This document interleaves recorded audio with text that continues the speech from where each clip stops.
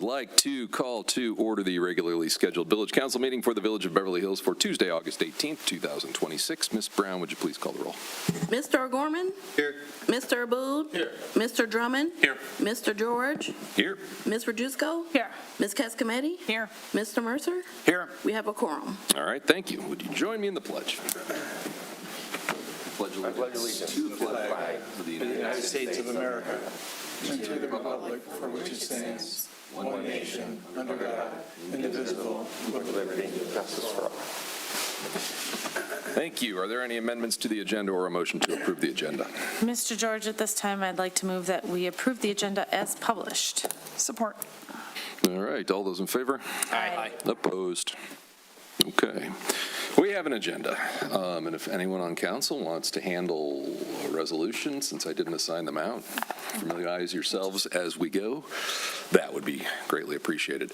Community announcements, anyone in chamber or online who would like to make a community announcement, now's your chance.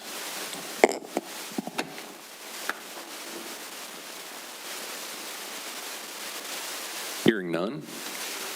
Do we know what the washing machine spinning in the background is? Neil's going to go investigate. Thank you, Neil. Time be it resolved that the Village Council of the Village of Beverly Hills approve the consent agenda as read. Support from Mrs. Cascometti. Ms. Brown, would you please call the roll? Mr. Aboud? Yes. Mr. Drummond? Yes. Mr. George? Yes. Ms. Rajusco? Yes. Ms. Cascometti? Yes. Mr. Mercer? Yes. Mr. O'Gorman? Yes. Motion passed. All right, thank you. On to the business agenda. We've got 4 items on the business agenda this evening. Number 1, award the bid for fiscal year 2027 sewer lining program. Mr. Oakley. Yes, before you, first on our business agenda is a bid award request for the 2027 fiscal year sewer lining project. This will rehabilitate or line 3,066 linear feet of exclusively combined sewers, which is approximately 2.63% of the total combined sewer system. We did receive 3 bids. The low bid is in the amount of $231,800 submitted by DVM Utilities. DVM Utilities has done projects in the village before. We believe their work is satisfactory, and this request, along with the engineering, which was previously approved by council, is all under the established budget for fiscal year 27. Again, what is sewer lining? It's you're basically building a new pipe inside the bones of an old one. It lasts for decades and decades. It's like getting a new pipe in the ground. It's a fraction of the cost to fix per foot versus digging up and replacing a sewer, the old-fashioned way with shovels. Director Johnson and I can answer any other questions you may have on this. It's sewer lining season again. It's, We've been making this a regular thing. I like it. Happy that we're that far under budget. Is that expected? Just competitive? Do we do more? Do we? What's the plan? I say we take it as a nice, happy under budget. I think we can find other uses for this this fiscal year for water and sewer stuff, especially before we bid out our big 1.8, 1.9 million, however much they are, water main projects later in the fiscal year, depending on where those bids might not come back in. So I think we'll leave the savings parked right here, right now. But, it was good to go out. We were thinking of, at first, seeking a contract extension from the last time we did sewer lining, and I think we were served well by going out for competitive bids this time. Definitely had a wide range and a quality contractor giving a winning bid. In case anyone wonders what the big project Mr. Rothy was talking about, I don't know if either you want to brief on that, or we'll talk about it later. That is going to be, if anyone remembers, we did a water main project along the west side of Pierce. This is the partner project on the east side of Southfield that is not yet fully baked, but we're anticipating getting some outside funding to help with that. So, questions? Yes. Thank you, Mr. George. Mr. Rothy, I'm looking at the map here. Can you talk a little bit about how the areas are identified for where sewer lining is needed most or appropriate? Or Mr. Johnston? Yep. So for that, we've been using what is it called? The decision support tool. Just has scored all our pipes and kind of reference that with other projects that we have going on in the area. Trying to hit some backyard mains this time so we avoid issues in people's backyards, right, where it's hard to get to. So that tool's coming in handy. We also have footage of all this, too. We do. Yeah, so it wasn't just an algorithm, it was Okay. watching recent footage of them as part of our It's part of the annual asset program. management Yep. program. Do we have a map that shows what has been lined? Like, are we keeping a progress map? I asked for one, it's coming. Actually, After just I saw talking this about one. that. and Okay, Maybe after this project, we get you guys like a progress report on what we've done in the last few years. Yep, okay. yeah, I want to do that for all of our asset categories, road projects, sewers, waters, yep. Okay, great. Thank you. Other questions? So this is aided by, Mike, it's fine, whatever it is. It's not that noticeable, so as long as you're getting good audio, we're fine. It's just off in the background. This is aided by the decision support tool that we worked with HRC to develop, a couple of years ago, with a grant from Oakland County, I believe, that helped pay for the development of that, and it's looking at our assets and trying to help us understand which are most in need, which are next up. How do we choose between the available sewers and what we're actually going to do this time? So glad that's working. Any other questions or comments? Mr. Mercer. Thank you. I have a couple questions on the map. The sections that are highlighted in black with the numbers, those are the areas we're doing, correct? Obviously, if you look at this map, as you move east to west of the village, as expected, one, there's a lot more pipe, but also it's aged infrastructure. It's older. So I understand that. Is it safe? And you can see some of the areas are in green. Those are done then? Those areas that are kind of showed like a green color, is that? No. Yeah, Just combined versus divorced. Okay, and then the yellow is, okay, got it, okay, thanks, that clears that up. There's one section there that we're doing on the east side of Southfield. Is that just didn't get done? Is that really, is there something more to that, where everything else is kind of clustered in West Beverly? 27507? That's the Dumpling. Yeah, it is on Dumpling, yeah, right there by, across from the church, I think? Yeah. Is that just, I mean, nothing else is being done on that side. I'm just wondering if it's just, that's just up on the list because it's really bad. Yep. Okay, Yep. fair enough. That's it. Thank you.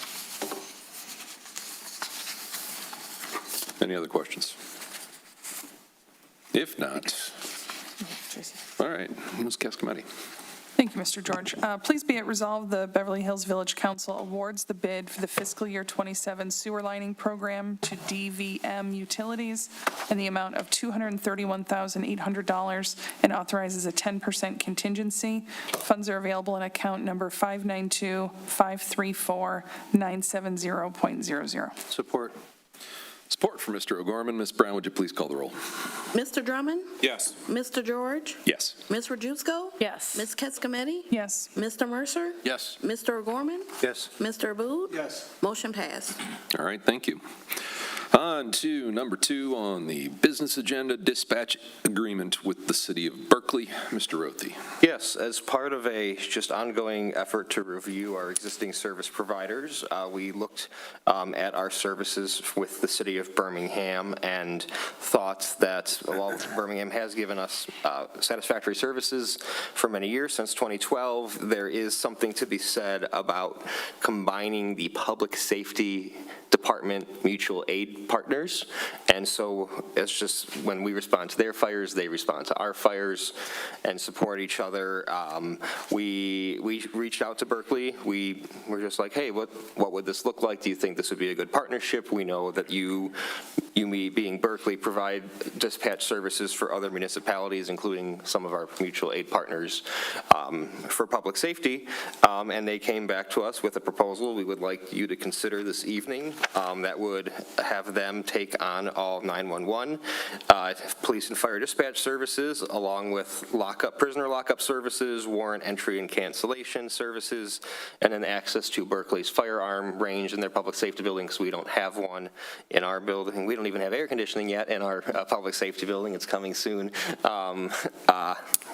Thank you for that purchase last council meeting. But what this looks like is it's about a 4.5-year deal beginning February 1st, 2027. There is cost savings throughout the life of the contract and some upside protection on cost increases in the future, limiting to either the wage increase or inflation, whichever is less. We are forecasting to save approximately, over the 4.5-year period, $182,000, which works out to about $60,000 a year annually, or a little less.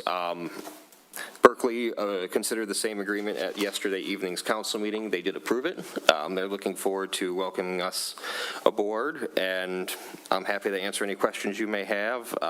Attorney Kolb worked on the agreement, and then obviously our Director of Public Safety is here to talk more about the mechanics of how this would work and why we're recommending it. Super. Director Arnold, Public Safety Director Arnold, if you could add some from the public safety perspective, your take on this.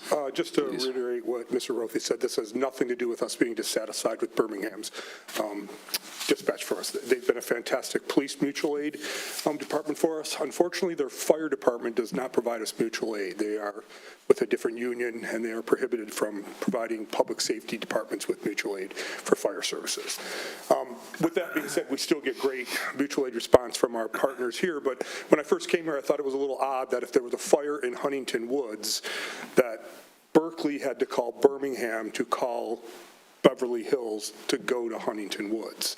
Just seemed like it was an extra link in the chain. And when you're talking about fighting a fire and getting apparatus and people there on scene prepared, a fire doubles in size very quickly when there's not water or suppression efforts on it. So this speeds up the response for us. We are mutual aid partners with Berkley, Pleasant Ridge, Huntington Woods, and Oak Park, but we don't monitor them unless the officers selectively monitor them. So now we'll be on the same radio band as well, and it will cut our response time in half. So we believe that Berkley can provide us equal or better service. So that is how I approached Mr. Rothy a couple months ago, wondering if we would consider something of this magnitude of a move.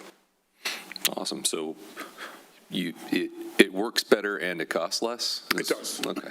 Just boiling it down for everybody. Yes, sir. Questions from council? Mr. Drummond?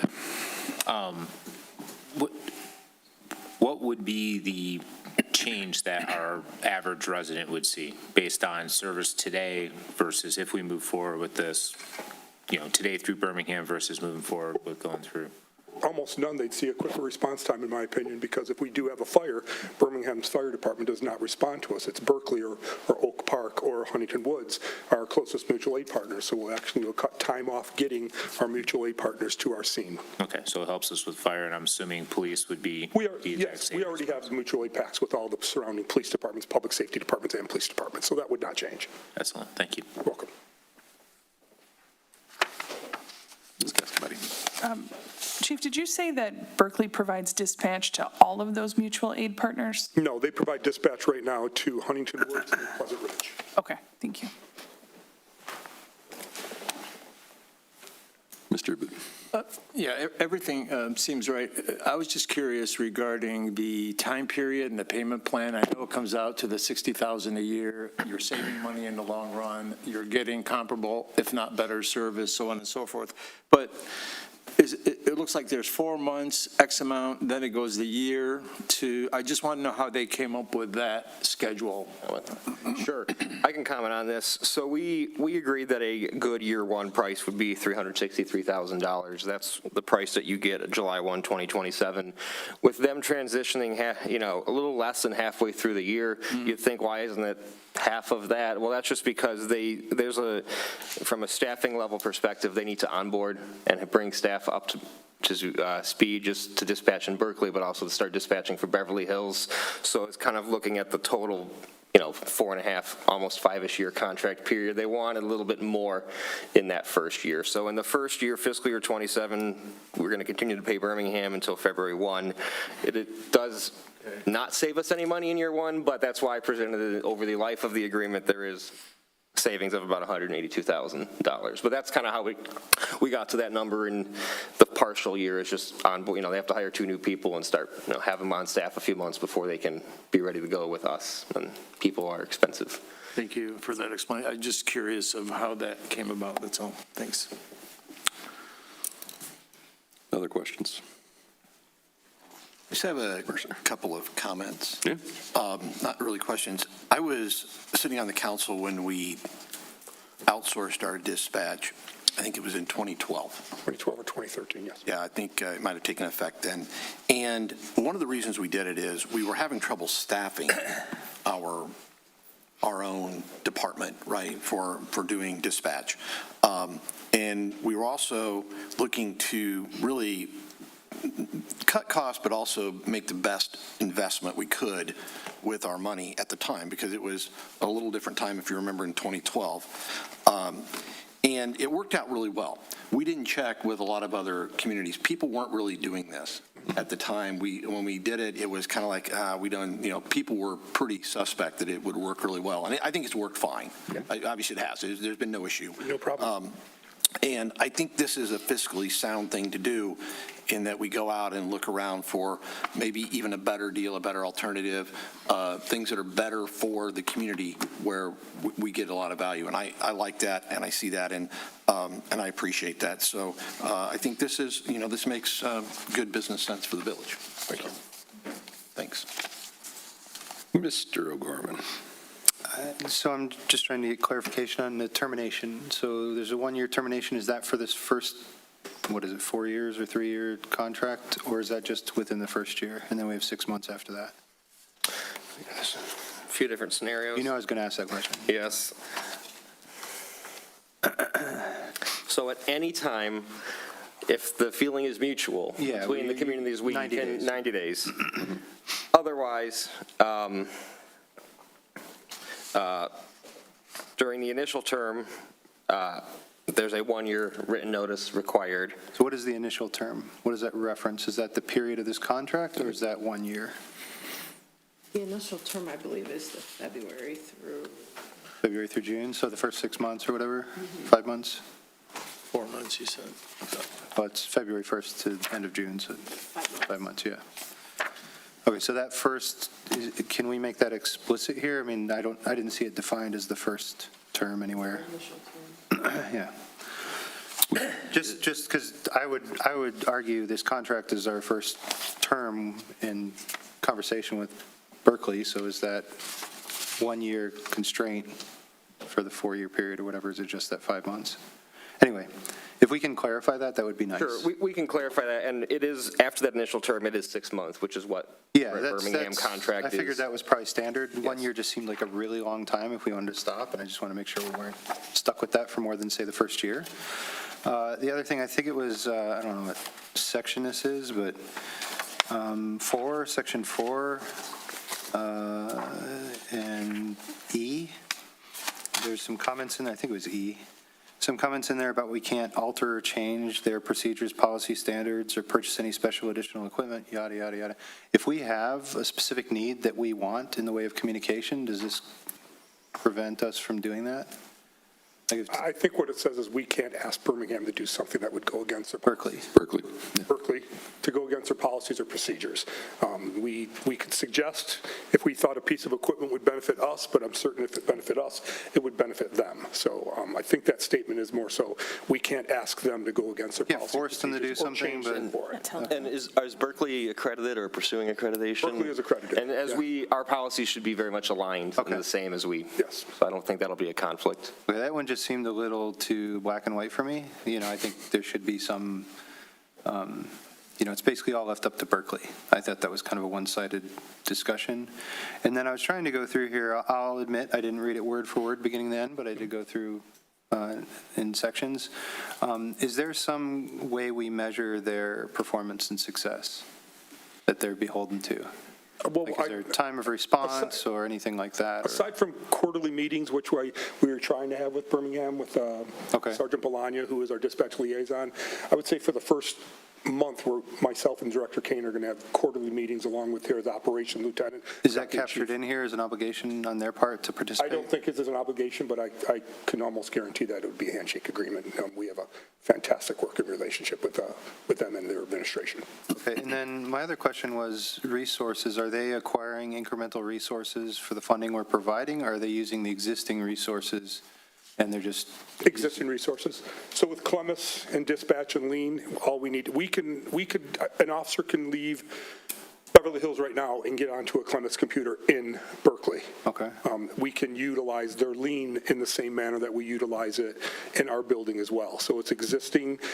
Probably some 911 lines are going to have to be rerouted, as well as a tree bank is going to need to be rerouted over there. But otherwise than that, we're going to be using their existing resources and their existing facilities. The only thing that they're going to do is hire another dispatcher. Okay, so they will be hiring. They will be incremental- hiring another okay, that's what I was wondering, is That's probably the termination issue, really, is they're taking on staff. Taking on a contract. And Right. so that was one thing I was wondering, if that was a term of the agreement. But I was just curious, because we're paying a decent amount of money. I know it's a savings, but we're paying a decent amount of money. I want to make sure it wasn't like they have 5 people, they continue to have 5 people and make more money, and we could hit. Like, I worry about the days we have, like the major storm we had last year, where trees are down and everybody's calling, public safety for this, that, and the other, and emergency services, how that would fare out. I want to make sure that they're properly resourced such that we don't have. This contract requires them to bring on another dispatcher. It was negotiated, actually, I believe, between their dispatch union and the public safety department. Okay. And then if you can memorialize with Berkley that quarterly, it sounds like you've had maybe not consistency with No, we've Birmingham? not. Unfortunately, we have not had. So I wouldn't want to repeat that. So if there's a way to memorialize that somehow, maybe not in this contract, but through just an agreement between the process, because I have a feeling we were going to plan to approve this tonight rather than add an edit and try to get it back and forth since they've approved. I won't hold that up, but I would like to see that some form of performance, at least through the first year. We can compare, what did we have, what did we get, was it worth the savings, are we losing something with that savings? I don't know that we're monitoring Birmingham's performance, but. We can pull all that information from Clemens. Okay. Response times can be pulled from Clemens. That's what I figured. I thought the system. We can definitely, our monthly public safety manager reports, once we transition, we can talk about that. I think that'd be a good avenue for that type of discussion. Okay, otherwise, I think we've, I've had some conversations, so I'm content with the structure. Just those couple things, if we can define that, what that initial term is, ideally. You found it? Okay. President George, if I may. Yeah. So Section 8, this agreement shall be effective for a term commencing. It says January 1, that needs to be changed to February 1. Yeah, I was going to bring that up in a second. And continuing until June 30th. So Okay. that initial 4.5 years is the initial term. And during that initial term, by resolutions of both councils, you can terminate it on 90 days' notice. Yeah. Can terminate it for any reason on 1 year notice. And then, of course, if the village fails to pay its bills, then there's a 60-day notice to terminate with an opportunity to cure. Okay, so they would recognize effective for a term commencing on February 1st, 2027 and continuing to January 30th. That would be the initial term? Okay. And I think that's more than fair, given just, taking away from one dispatch department and going to another, is you're going to have some certainty, a little bit longer period No, to I terminate. totally agree. I just want to make sure it wasn't the duration of the contract being the initial term and then it's renewable after that. There's different ways to I interpret. thought you just said it was the duration of the initial contract. Didn't you say it was the duration of the contract, the 4-year Oh, period? it is the total duration of the contract. But 3.5, whatever it is. But during that, That's the initial term. The initial term ends on June 30th, 2031, and then there's. Okay. So we like, if something, like, this is a new thing, if we go through 6 months and it's rough, and unless we have justifiable measures which aren't really written here, we'll have cause, but cause can be debated. You No? don't need cause to give the 1 year termination. No, for 1 year. I'm saying we want to get out earlier. well, I would assume we'd have polite conversations with Berkley, and we're not It's trying negotiation to. at that point. We're still mutual aid partners. I don't think they're going to make us stay in a. I'm not as A relationship familiar with that- 1 year kind of probation periods, I'll call it. So it seemed a little long for me, but I think if you are comfortable at the administration level, then I'm not going to lose sleep over it. Mr. George? Just as a long duration for a 5-year period. Under 8A, if we're having issues, 8A allows if both councils will agree. I'm guessing if we're having issues, both councils are going to agree that we would terminate it within 90 days. Yeah, I think one of my, and again, happy to move on, I just don't want to beat the horse here. There's not really containment in here as to what an issue is or is not. Right. So if we say, hey, guy wasn't answering the phone, that's an issue we want to cancel, they can say, hey, that's not truly an issue, that's, normal behavior. We're not going to go to court on that. So I just wanted to make sure we have, we're Both the pivoting. 90-day and the 1 year are with or without cause, meaning for convenience.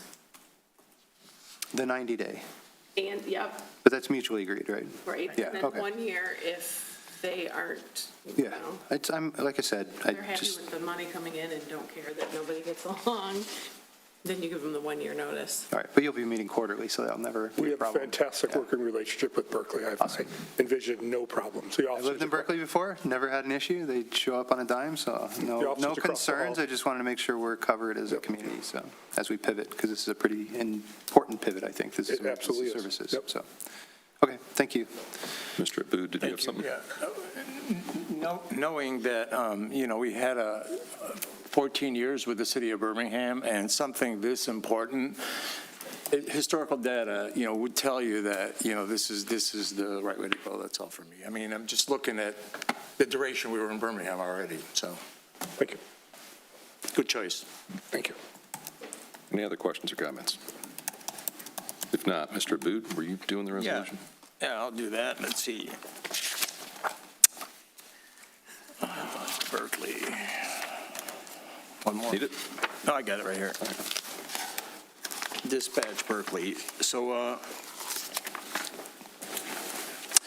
be it resolved, the Village of Beverly Hills Council hereby approves the proposed agreement with the city of Berkeley as presented, including the comments, right?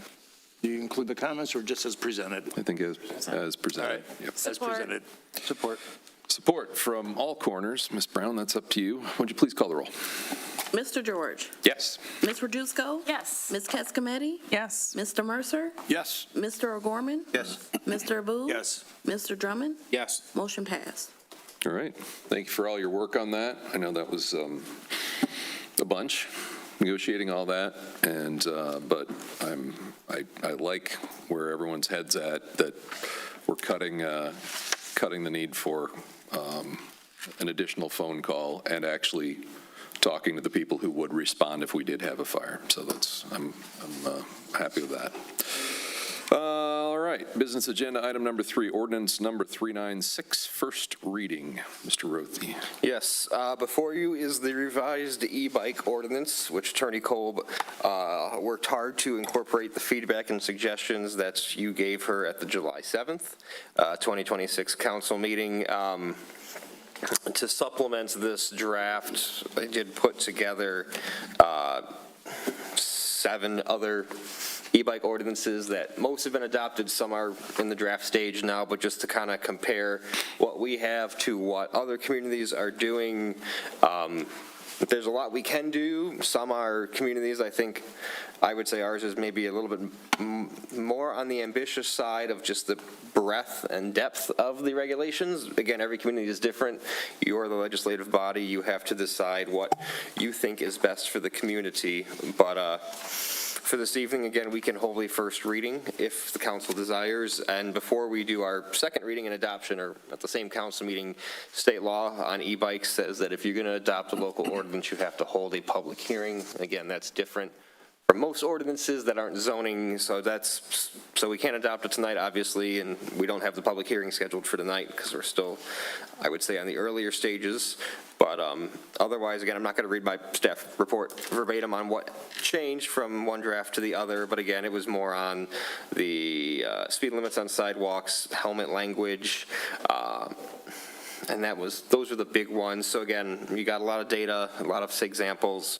happy to just kind of help answer, guide.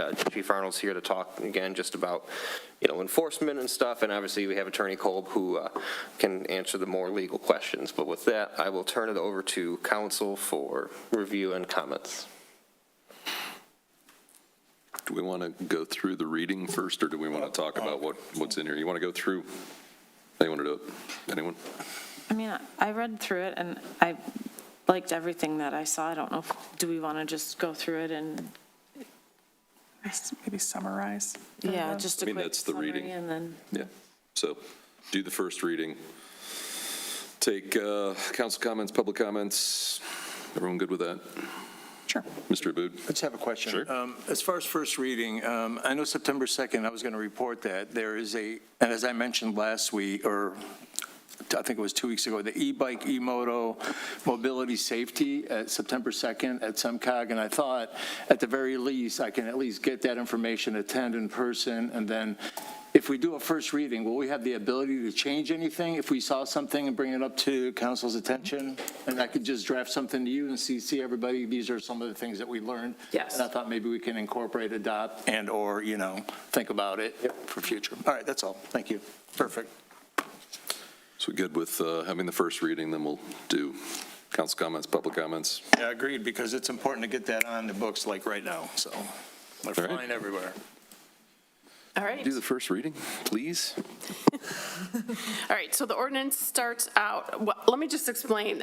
There's some blanks in here in terms of the exact chapter and sections that will ultimately, be published by Municipal. There's not an obvious place to me in your code to insert that. So Municode often puts it where they want to anyways. So we could fill in a chapter, even create a new one if council feels very strongly about it. It's not necessary for first reading, second reading, or adoption. So I just want to point out that's why there's those blanks. So we start off with the definitions. Most of these are taken from state law. I'm not reinventing the wheel here. Obviously, the important one is the definition of e-bike or electric bicycle. State law creates the three classes that you see under the definition. And class 1 is the sort of slowest, and a class 3 would have the most power and therefore be able to operate the fastest. We also define electric skateboards, mopeds, which have their own set of rules under state law, motor vehicles as well. I do address mobility devices called other power-driven mobility devices. And then the second section obviously requires compliance with the provisions of the ordinance. Section 3 makes it creates a parental responsibility to ensure that their minor children are complying with the ordinance. And then you get into the specific guidelines or requirements for use of e-bikes and bikes, where they are permitted to be and where they are not. For example, class 3 bikes are not permitted to be on any sidewalks. They have to be in the street. The age and helmet requirements, in Warren's summary of the different ordinances, this was one that didn't show up very much. However, these are the requirements of state law, and that may be why some of the communities chose not to write them into their ordinance, because they figured it's covered under state law. Right. But for your residents, this puts it front and center and readily available, rather than having to plow through the Michigan compiled laws, the 700 plus chapters to try to find it. So this is not arbitrary. This is based on state law. Like I said, I just put it in the ordinance so that it's clear and accessible. So that includes the age of operation, the helmets. The speed limits, that was something that council requested when we discussed this last month. They wanted to put up limitations, especially on sidewalks, to protect pedestrians and other slower moving non-motorized vehicles. So that is something that council can change if they don't like it, remove it, however you want to do. And then we made, or there's a provision that says it can't, an e-bike or a bicycle can't obstruct a pathway or a sidewalk. And then at the request of council, I believe, and Warren and I talked about this quite a bit, it would prohibit use of e-bikes within your parks. Not only e-bikes, but electric skateboards and mopeds, to keep those motorized vehicles out of your nature and trail areas. And then that, because of that provision, it required an amendment to your Parks and Recreation ordinance to clarify that e-bikes are, and electric skateboards and mopeds are prohibited in your parks. So that's a summary of the provisions. If anybody has any questions or anything they want to discuss, let me know. Mr. Drummond? I actually happened to be in the park last night and noticed about 12 or 15 kids on the bicycle pump track located in the middle of the park.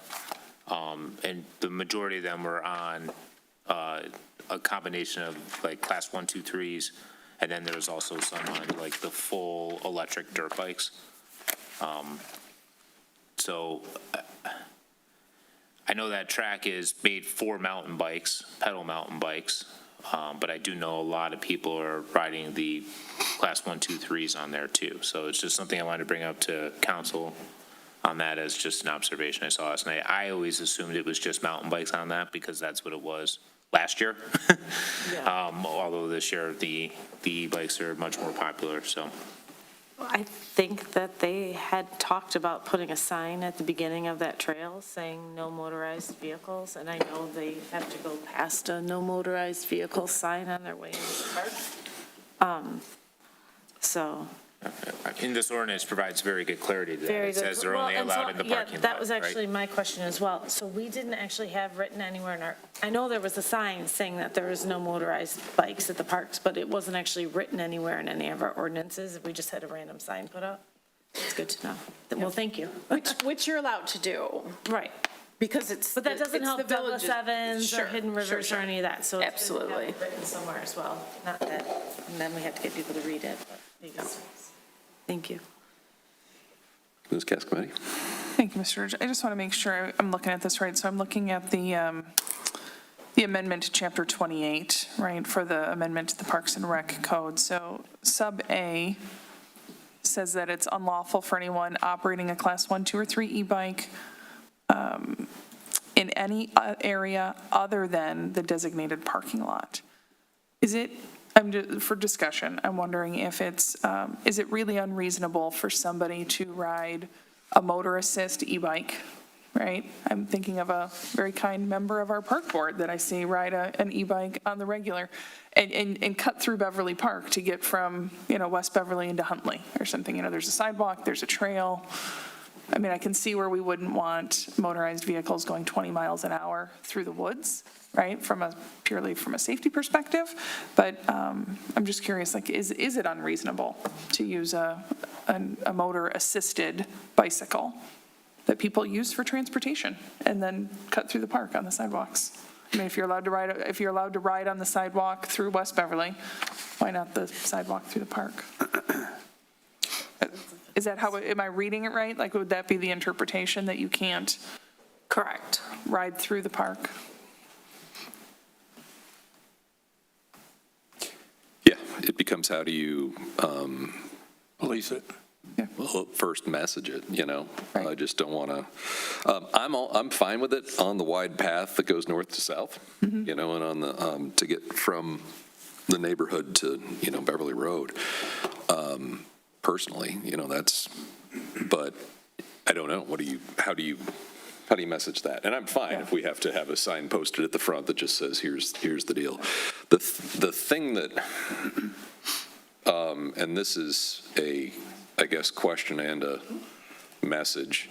Hate to say I learned something from an internet video, but someone shared a video with me the other day at the cruise, Royal Oak Police stopping a bunch of kids on little motorcycles, and was like, there's no pedals on that. That's not an e-bike. Okay, so I don't know that that's captured in here, because when I read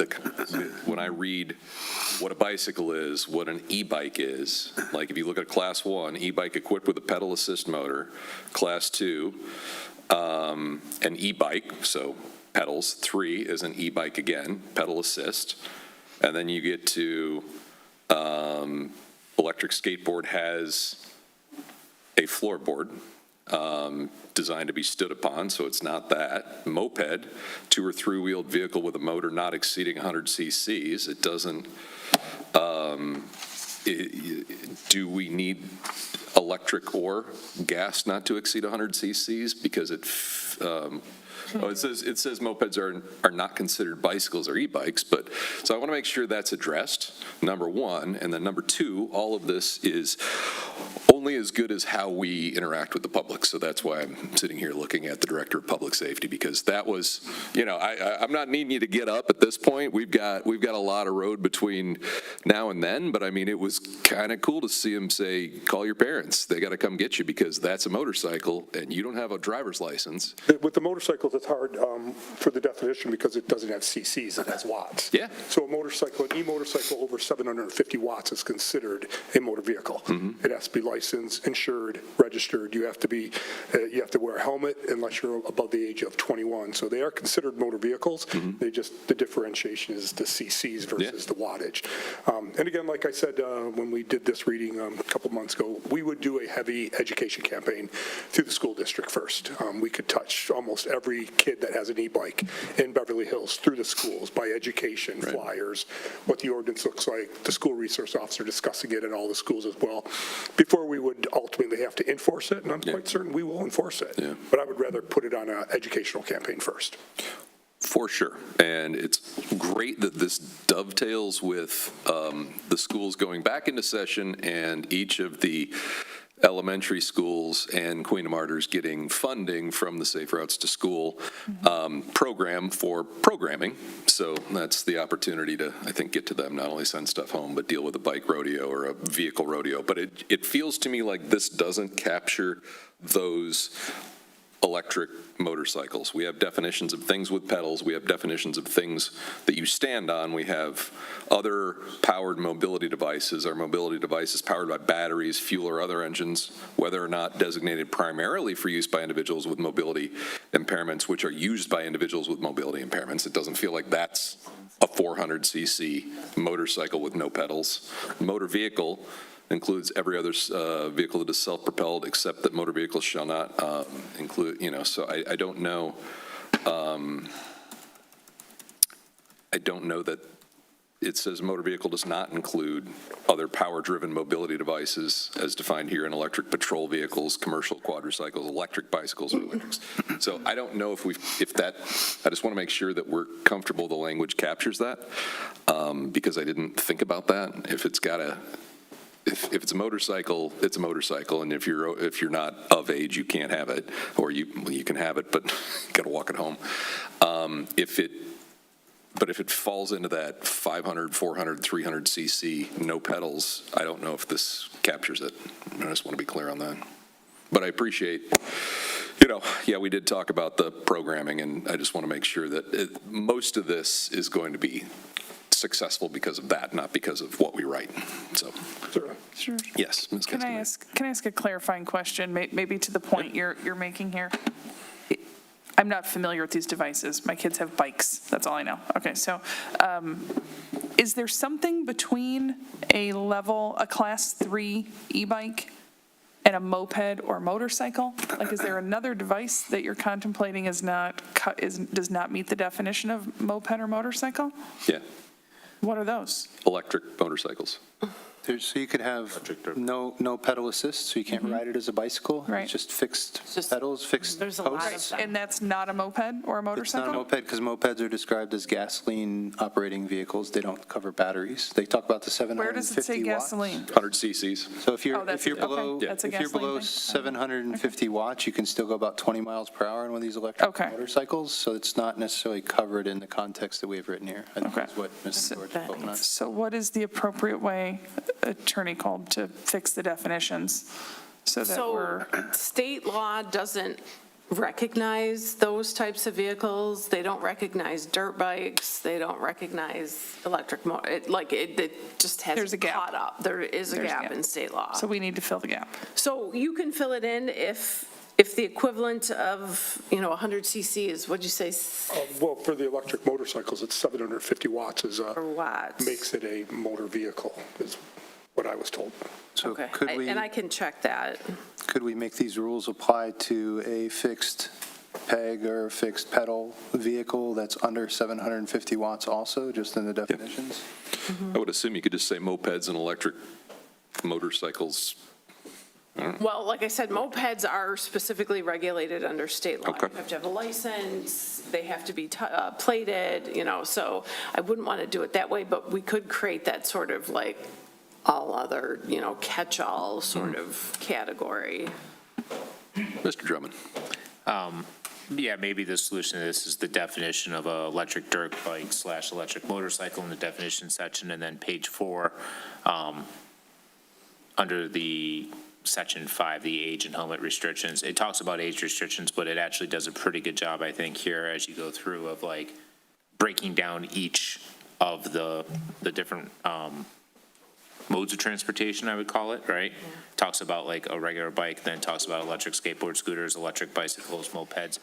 We could add electric dirt bikes / electric motorcycles and just make it a licensed vehicle that needs to be plated and registered with the state per state law. Or actually, maybe we leave out the state law, but at that point, it just, then it gets rolled in that way, almost under an age restriction, but requiring a driver's license. Yeah. Because you actually, in helmets, the next section, which we may just need to clean up that heading D to E, it does talk about number 3, persons under the age of 21 shall wear a helmet while operating a motorcycle. Persons over the age of 21 are not required. So we talk about motorcycles in here, but really only in that one line that I saw. The rest of the ordinance doesn't talk about motorcycles at all. Yes. So I'll just say anecdotally, from what I see living on a main road as a main thoroughfare back and forth to the school, nowadays, the e-bike riders are kind of chill. Not always perfect, but for the most part, pedaling and coasting and using their thing. But it's the e-motorcycle dirt bikes that I am seeing on sidewalks, in roads, popping wheelies, not 16 years old, not with proper helmeting. And something else to consider that I saw for the first time and was trying to figure out what exactly I was seeing. Somebody on the road on a scooter with blinkers and brake lights and a motorcycle helmet, driving 35, 40 miles an hour. So this is a whole nother thing, but like technically they were standing on a scooter.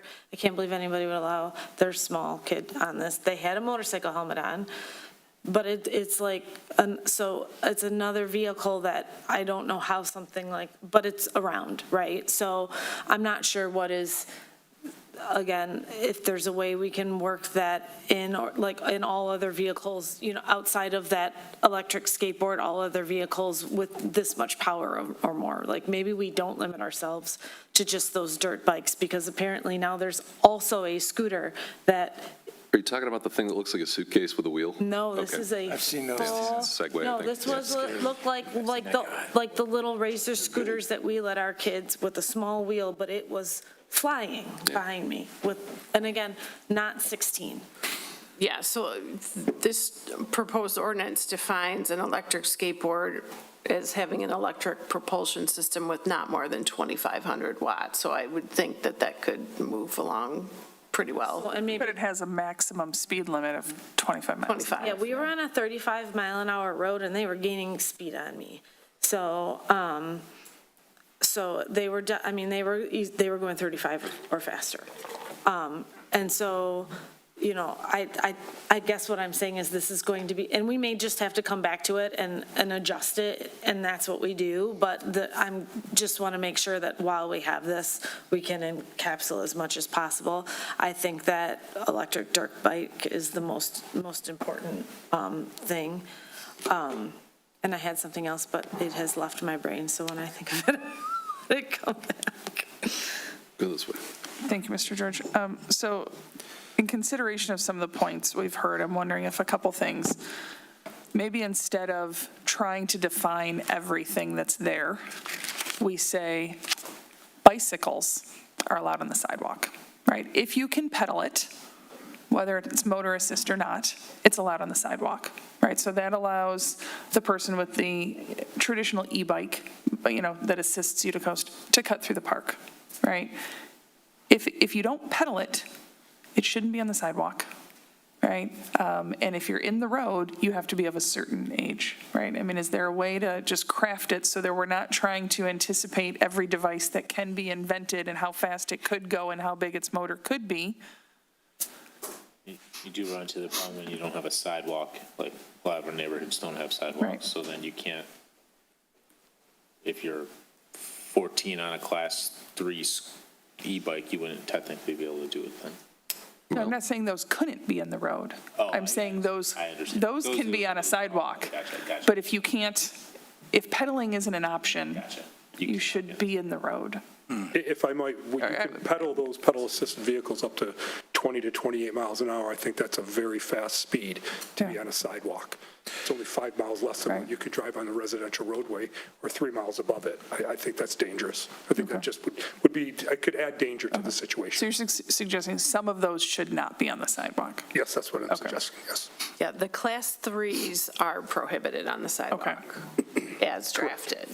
And it's, the challenge is all of this is subject, made easier if everyone's a rational actor, which isn't the case. Because, there's been a long slap fight in the mountain bike community about e-bikes and whether they should be on trails with people, and you get people who saying, hey, I don't have the mobility or strength I used to, but I still like being out there. A little boost is fine. So it's tough. If everyone understood that on a sidewalk, I don't go 28 miles an hour, we wouldn't be having this So you discussion. need a speed limit on the sidewalk. No, I'm serious. No, I know, but that's. Which this ordinance does propose. I mean, and that's contemplated, right? I mean, anyone who's ever ridden road bikes, right? I mean, that's why they're in the street, because they go really fast Right. with your own legs, not even with a motor, right? So, I mean, Mr. Abud. Thank you. So I heard a few things, and a couple of things I heard, like scooters, just try to define scooter.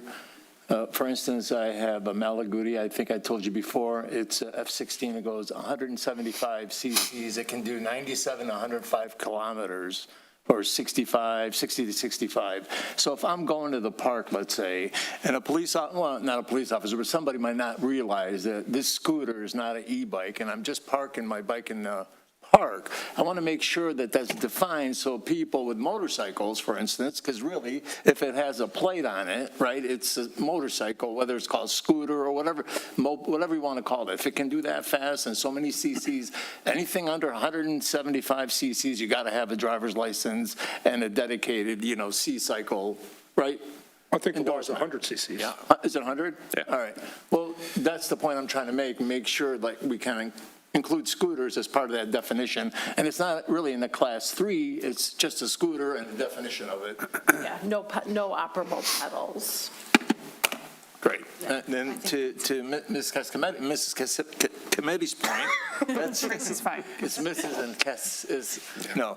So, yeah, that would make sense. You're kind of working the other way around. You're re-engineering. Start with what has pedals, and you can do it manually, but then to your point, you can pedal it, and then the motor takes over, and you're at 30 miles an hour. So, anyway, we're not going to resolve this in one day. But it does seem like we agree there's a gap. Like there's a device that I think is the device we're mainly trying to It's the rein in. It's the Bond villain motorcycles when they're, Mr. O'Gorman. Just first question, just because I'm curious. When we create a civil infraction against a 7-year-old. How does that work? 7-year-old. There's the parental responsibility That's what I figured. It provision. passes to the parents, so you'd have to stop this 7-year-old going down Beverly Road at 20 miles an hour and say, I need to contact your parents? Yeah, ultimately, we could issue the parent a violation. Okay, Yeah. Yeah. okay, hopefully they know Habitual problem. their parents' phone numbers. But the two serious questions I had too were, I'd like to, not questions, but one's kind of a question is, I love that we went all the way to Marquette. I think that's cool. It's a benchmark. Thank you.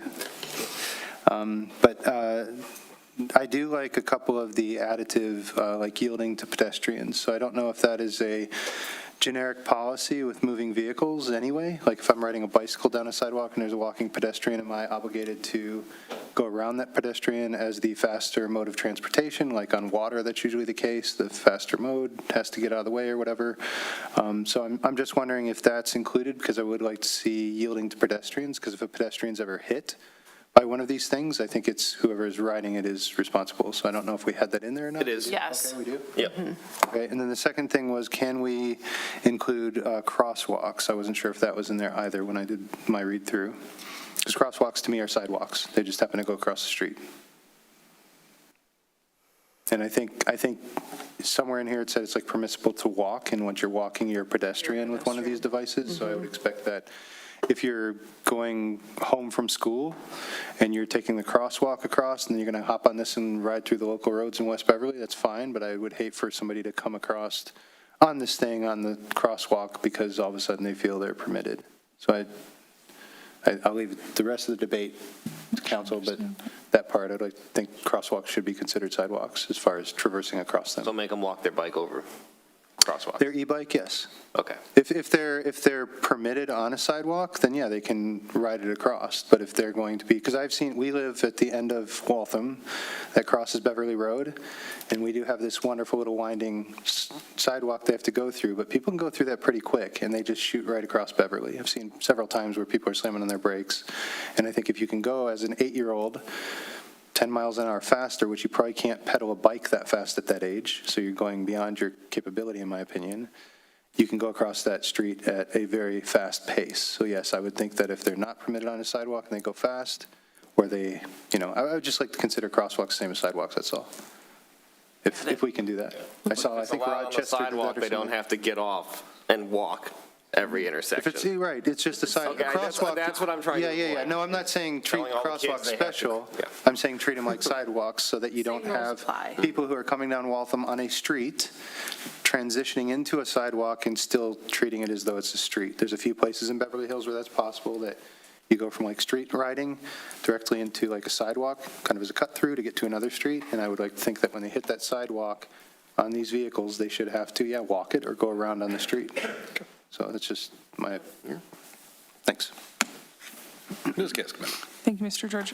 Okay, question on a slightly different topic. Can we look at the OPDMD, the other power-driven mobility device? Okay, so I think this definition's interesting. An other power-driven mobility device are any mobility device powered by batteries, fuel, or other engines, whether or not designed primarily for use by individuals with mobility impairment, which are used by individuals with mobility impairment for the purpose of locomotion. So this could be a golf cart, right? This could be, I think it probably contemplates a powered wheelchair is probably what we think it means, right? But as written, it's a golf cart for somebody who has mobility problems, right? So I want to understand what the implication of that is, because the next section under compliance, if you do a word search, it only appears a few times, right? And so the section says, no person shall operate any of these things except in accordance with this article, except that the provisions of this chapter don't apply to those kinds of devices. So what does apply to those kinds of devices? And what constitutes somebody saying, well, I drive that golf cart down Kirkshire because I have a mobility impairment? I would defer that to the village attorney, please. I'm looking up the definition under state law, just to see how they define it. Some places pass it and some haven't yet, but you can ride them on the road. That's the next Well, question. if they're plated, but if they're talking about a anyhow. You get yeah. an ATV sticker there, that's a plate. But I mean, it could be any of these devices we're Could talking be about, one of those motorized shopping an carts from e-scooter. Kroger that Yeah, they it get could be a rid of, rascal. and they sell them to someone who It could be dresses ours. them up and But it could resells also them. be an e-scooter or an e-moto, whatever, that I didn't know what are, So as under long as state- the person is impaired. right? Under state law, it's defined as a non-tandem two-wheel device. Non-tandem, So Two wheels. So basically, I mean, that's not even a wheelchair because wheelchairs have four wheels. So. Segway. Yeah, but if you're disabled. is that what tandem means? Not standing yeah, non-tandem, so on a Segway, you got to be seated. Well, Maybe we'll know just that would remove have it been from the next draft. We could take it out.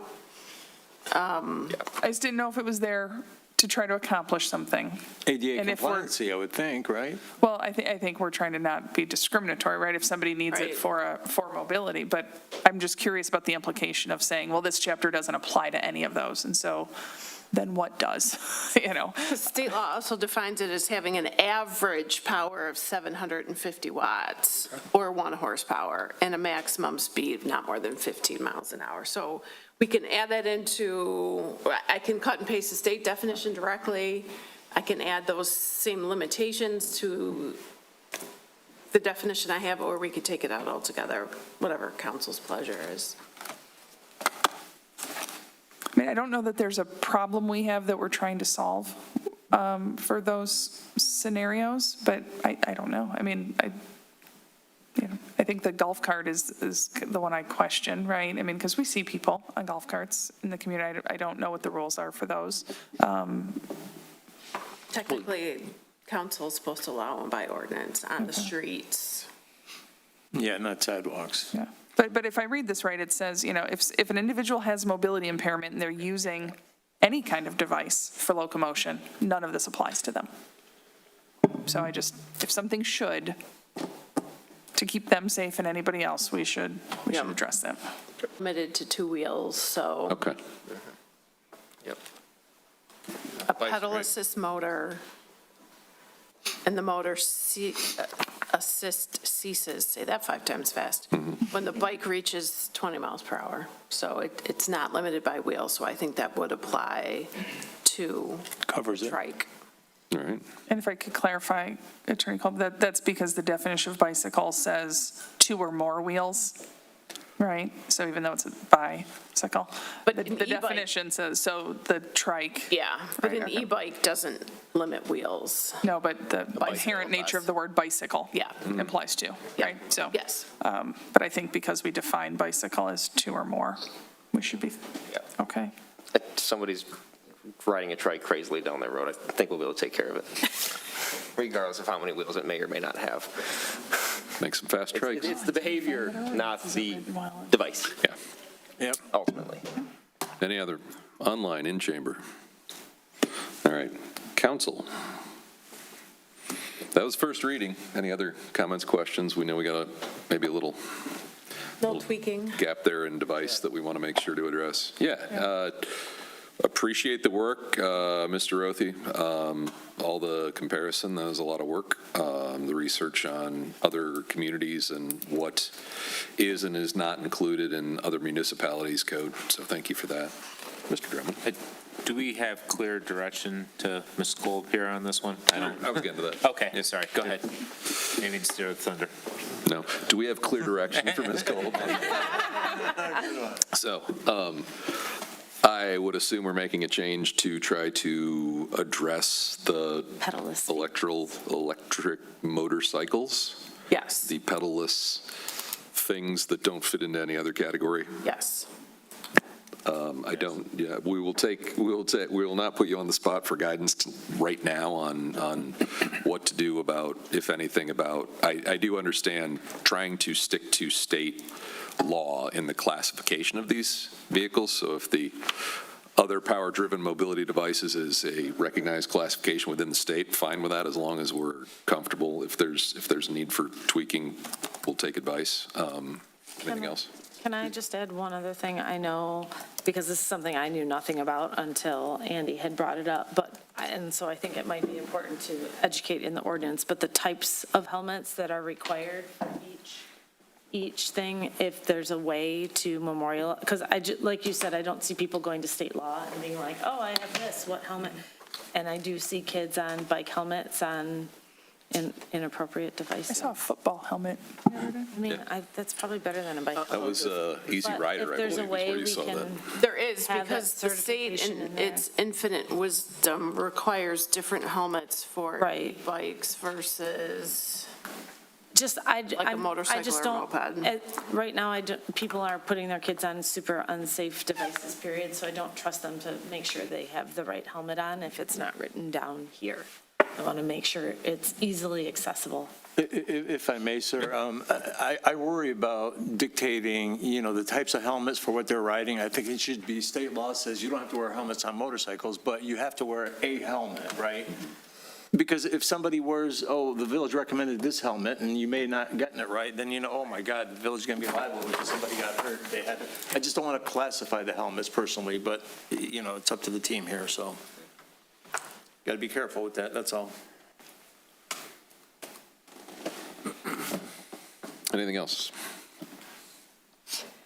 Top-notch discussion. Thank you very much for all the prep from administration and our village attorney and public safety. So we will, if there's anything else, we'll look forward to the next draft of that with a few changes made. And again, I think a lot of this is you try to sweat the details, but at the same time, as much of it as anything is going to be engagement with the community on how we publicize this and make parents aware, I think for the most part, of the conversation that needs to take place with the operators of these vehicles. All right. Mr. George? Yes, sir. As a thought, I know we're going to do another reading, but I think this one in particular will be relatively impactful, and I'd hate for the residents to come back after it's implemented with retaliation, we'll call it, or revolt, because they feel their kid should have the right to do what they want. Is there a way, once we have another draft, I know we do a public reading, and it's technically our official duty to make it public, is there a way we can post this or distribute it so that parents do have an opportunity to have eyes on it prior to implementation through second reading and vote? I mean, we always do. It has to be published in the packet, and it has to be noticed with the public newspaper. hearing. Yeah, There has to be there's a public hearing. So, I mean. We could take whatever we adopt and turn it into a flyer and. I mean, just even, we have like newsletters, we have the email blast, I know we're obligated to put it in the newspaper. Yeah. I'm not sure Reads the newspaper. most parents are reading that newspaper, and I know we put it in our minutes, which again is not probably the number one source of entertainment in homes. So I was just wondering if we can maybe distribute this some other way. You're hurting such Chris's feelings over there. I think our newsletter and I think the email blast would be helpful. I'd love to, in a second reading, have an audience that cares about this topic to come in and point out where they have concerns prior to us publishing it. Our director and officers going out talking to children and people getting upset about that. I think this will be a sensitive topic that's, in my mind, generally within these walls right now, and I'd love to have it a bit more public before we memorialize it and vote on it. That's just personal opinion. Yeah, I no. grew up in the South where this would feel very constraining to many parents, and I would expect there's some parents in this community that'll feel the same way, that their kids use mobility as they need it, and they use it for purpose. So anyway, just if we could consider what means we have to publicize this prior to second reading so they can come into the second reading as is appropriate. Sorry to... No, I'm all for it. So I would assume we will use any and all means available to us. Probably not the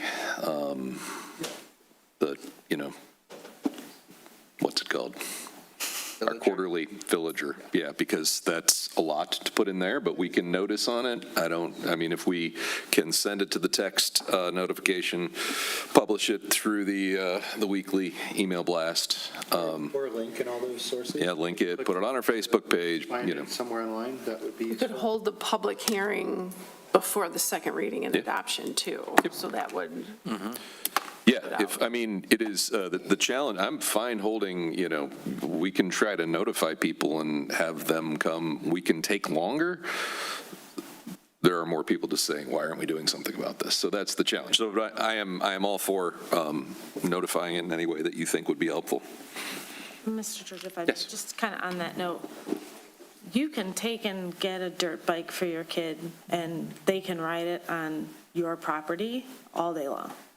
The issue that we're having right now is parents buying their kids dirt bikes and allowing them to ride them in our streets and on our sidewalks. So, you know, we're not saying that a parent on 8 acres can't get a dirt bike and let their kids have a bump track in the backyard like you do out in the country. We're saying you can't do that on our sidewalks and in our streets. So I think that's, I think that you know, if parents think that that's an overstep, then I don't know what else to say. No, I think it's appropriate. I just think that we need to let people know. I envision where this is probably going to be most critical is September. First day of school. I think we're going to see flocks of e-bikes headed to schools during rush hour. So right now it's summer. It's usually kids don't even wake up before you go to school. So I just, in general, I think if we do something, it would be nice to notify the public so they have a chance to respond. I think there might be tweaks in here we'd be willing to make that would be, make a lot more people happy. So I'm not saying I know what those are. I'm just suggesting I don't want to blindside parents where day one of school, our officers are pulling a bunch of kids coming home from school over saying, hey, you can't ride that, you can't ride that, and parents come back for the first day of school and this is what their kid's complaining about, right? I want to make sure the community's armed and knowledgeable of what to expect, so that this is coming. Because I think there's a population of people, a large population of people that feel these need some sort of guidance and control, but I also think there will be people that will be shocked that we're constraining their children's mobility. Yes. Thanks. Thank you, Mr. George. I know we've talked about this a lot, but I do want to try to understand the direction we're headed. So for this category of vehicle, device, right, that is the e-moto or the e-motor, whatever we're going to call the thing that's not an e-bike, but it's not a moped, where can they be? Like, where do we want to allow them to be, right? So for the kid that uses it to ride from East Beverly to Berkshire or Groves, is that an acceptable device to be anywhere on our sidewalks or streets? Or are we saying under 16 or under, that's just not a mode of transportation that's available to kids? I mean, what I guess I'm asking, like, let's start at the beginning and say, what are we trying to accomplish? Yeah. What do we not want happening, and how do we construct it? It's a dirt bike, so state law tells you you can ride it on private property, or you can plate it and register it and treat it like a traditional motor vehicle. I mean, that's the. And they're all in that category? I'm sorry, I know I'm the one that's ignorant on what this device is, but. I mean, I'm not a lawyer, right, but, Yes. it's cold biz, but, I mean, I did a substantial amount of research on this last year, because my child was pushing for that style of bike and the electric motorcycle. He's got 2 of them now, by the way. No, he does not have any of them, because I said, when I got through all the research on it, I was like, no matter how you look at this, it's a dirt bike. Yep. And just like when we were kids, when I was a kid, I wanted a dirt bike too, right? I just didn't have 50 acres to drive it on, and that was always why I didn't have a dirt bike, because I didn't have the land to drive it on, and I was under 16, and I could not drive it on the road because I didn't have a driver's license. Okay. But not only a driver's license, a motorcycle license, right? Sure, motorcycle. Right, so just because there's kids now that think, oh, well, I'm 16, so I can have one, and that's the thing, you have to know the rules of the road. Yeah, there's And there's very, special rules for motorcycles. yeah, there's very specific rules for individuals under 18 that want to drive a motorcycle. Right. And I think back to Councilmember Cascometti's question, sort of what is limited to the road under state law is defined by either the cc's of the engine or the wattage, because that correlates to how fast it can go. So I'll take a closer look at that and see where we can fit these sort of undefined. Sorry, if I may, even if we could put the wording in, this constitutes a motor, this is a motorcycle and must follow, State law. I think that should be in here so that people aren't like, well, I didn't see it, so it must be fine. If it's anything other than what is described in this ordinance, it is a motorcycle and must be licensed and, and Registered. and insured, as same with the operator. I think that would help people figure out what they can do where, and also like the conversation like you had between your son and a parent. And one more thing, if I could, Mr. Jim, I'm getting ahead of myself, or ourselves, but Mr. Othie, if I could plant this idea, like what I'm seeing, once we get this all settled, right, I'm seeing a graphic, right, of like a sidewalk and a road and a kid and an adult, and like we explain, this is what's allowed on a road, this is what's allowed on a sidewalk, this is what's not allowed anywhere if you're this size versus this size. Like, we need to, like, this is important that we lay it all out here. But the tool that we give to these guys to go out to Berkshire with should be graphic and easy and like a handout and, for our community to understand, so. If we have any graphic designers, ChatGPT. there you go. I mean, Human animators, I think was the quote of the week at the. all right, all right. Mr. Abood? Sorry. Disney legends. A lot of This is the last word on this issue, and then we're done. City, villages, and township that have bike lanes allow any kind of mobility, micro-mobility, they're calling it, you can ride on it. The Village of Beverly Hills, unfortunately, doesn't have bike lanes yet. So until we get them, I think we can hold off on these allowing. I mean, you can't, if you're going to make an ordinance, you can't be flexible on it. They can cut across, or it's just my opinion. Thank you. Moving on to number 4. Great conversation. Appreciate it. Number 4 on the business agenda, Riverside Park update discussion only. Mr. Rothy. Yes, discussion only. However, we do have, fresh off the press, as of about 2 hours ago, some concept plans from HRC. Director Johnson is going to pass them out to everybody here. Again, they're concepts subject to final tweaks. However, what our plan is, and first I'll recap the conversation we had with Eagle about a week from Thursday ago. I'll let them pass it out, then I'll keep going.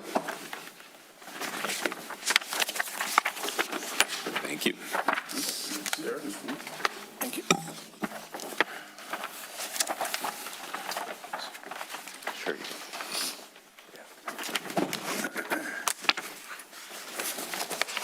All right, so in speaking with Eagle, and we're going to pull this up on the screen too.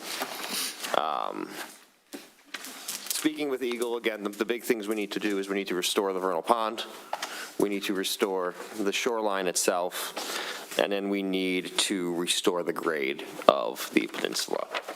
So shoreline restoration, vernal pond restoration, and then the grade itself, meaning we have to remove the dirt.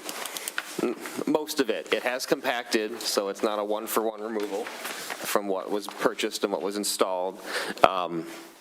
However, that is what needs to be done to take care of the violation notices. As I've said before, but I'll just say again, no fines with this violation or anything. Eagle is willing to work with us on just the timeline of things. They knew we were having these types of plans prepared. Can you go to page 4? What we want to do is we want to take this concept and send it to Eagle this week and say, here's what, based on our dialogue, we want to do. You will see, you being Eagle, that we have restored the grades. That's what you asked for. We have delineated where we're going to do the shoreline restoration with simple clover turf or other types of plants that Eagle will, have recommend and comment on. So that's the restoration. Now, as far as doing what we originally intended to do. So just to be clear, when we're saying restoration, it's really just removing a lot of the dirt we put on the island. Yes, Okay. fundamentally. So just making sure people understand that that means. Yeah, restoration, correcting the violation notice. Right, but Yep, fundamentally of it course. is, we're restoring it to what it was before we put a bunch of dirt on it. Yes. Yes, okay. Hey, Just can I making- pause, though? Yeah. That's what restoring the grade means. Yeah. Is that what restoring the shoreline means? That will include the stabilization with the Stabilization. plantings. Yeah. Yes, Thank the you. shoreline, their biggest thing is just put plants down, essentially. Make it less Prevent it from eroding soily. away. Yes, exactly. Yes. Yep. On the last page. Yep. So as far as what we originally intended to do with the gravel pathway, the light fixtures, the benches, all of that is still doable. We don't touch the grade. Most of that did not require at least as many permits or any permits. One of the Eagle gentlemen was not on the call, so we still need to get his take on some of this. But we are going to present this to council as if, or not to council, to Eagle, as we're going to take care of the remediation we have to do. But we also, this is what we want to continue with as far as installing the benches, the lights, the pathway, and the plantings. So both are still possible for the village to do, and how this will work with Eagle is it will essentially be, email correspondence approvals once we decide which path we want to do. So again, we're going to ask them, can we do this and execute this plan? They say yes, and then once it's all done, they will then come back out and deliver us what is called a after-the-fact permit. So we don't have to go through the conventional permitting process to correct the violation and continue on with what we want to do, but we would be getting that permit after the fact, which is why I want plenty of time to get these drawings over and dirt removal calculations over to Eagle to review, to get in writing from them, yes, the Village of Beverly Hills can proceed. I don't think we can move forward in any capacity with any contractor until we have Eagle's blessing on our plan. So that is where we are at as of a few hours ago. It was helpful that we did have survey data from the Arity Dam study showing the before conditions, and then we had the drone fly out and take a survey of the site as it exists today. So we're quite confident in HRC's calculations of what actually has to be removed and what grades need to be restored. We have, it's not like we're eyeballing it or anything. We have that, at that whatever level of data that topographic survey, collects things at. So that is where we're at. Neil, anything to add to just my high-level overview summary? Happy to talk about next steps and answer questions we may have tonight. Ms. Cascommittee. Thank you, Mr. George. Thank you for this, guys. I appreciate it. A couple questions. So does this resolve both the wetland and the floodplain Yes. violation? Okay, so when you say after-the-fact permit, is that an after-the-fact floodplain fill, or that's an after-the-fact wetland permit? Plan wouldn't need a floodplain. Okay, because we're removing the fill from the Correct. floodplain. Yeah. Okay, so the permit is essentially the 301, whatever, the wetland permit. Okay, thank you.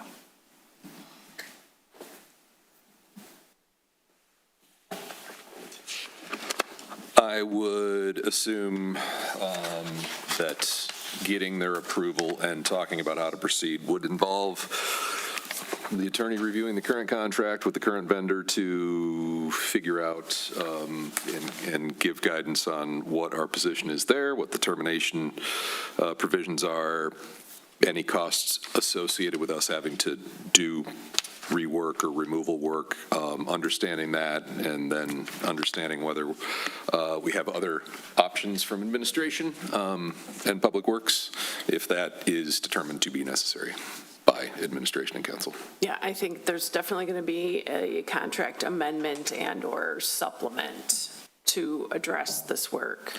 That's if council chose to proceed with the current contractor. Yeah, so we just need to understand that versus if we were to choose someone else to correct and do the restoration, and then, because there's really, it's fixing this, then it's going Finishing forward it. with, right. Mrs. Rajewsko.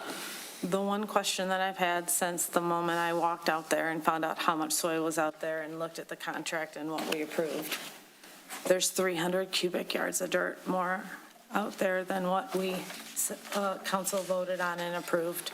It cost us more money. It's going to cost us more money to remove. It's done more damage to the space. So, and it doesn't have to be now, but I need to know when we are going to find out how we went from 350 estimated yards to 600 yards without any discussion or amendment. There was no contingency in the contract.